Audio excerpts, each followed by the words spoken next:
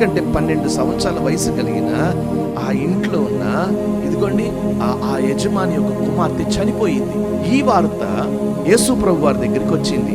ఆ తండ్రి గారు వచ్చి అంగలార్చారయ్యా, ఒక్కసారి రా మా ఇంటికి అంటే, లేదు ఆశతో నా దగ్గరికి వచ్చావు కాబట్టి నేను నీకు మేలు చేస్తా, పద ఇంటికి అని చెప్పని యేసు ప్రభు వారు అన్నారు. యేసు ప్రభు వారు ఆ ఇంటి దగ్గరికి వచ్చేప్పటికి ఆ ఇంటి దగ్గర పరిస్థితులు ఏంటో తెలుసా?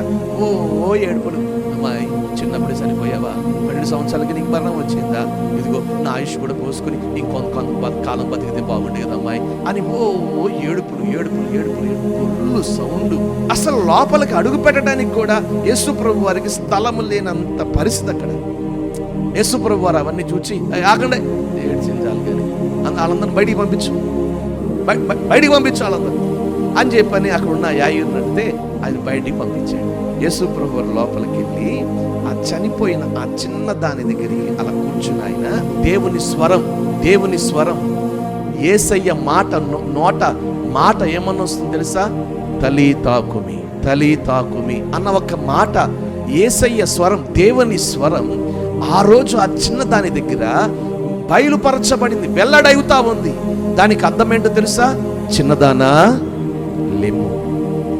దేవుని స్వరం క్రైస్తవ సమాజంలో దేవుని స్వరం వినబడతా ఉంది. జీవము గల దేవుని సంఘముకు దేవుని స్వరం వినబడతా ఉంది.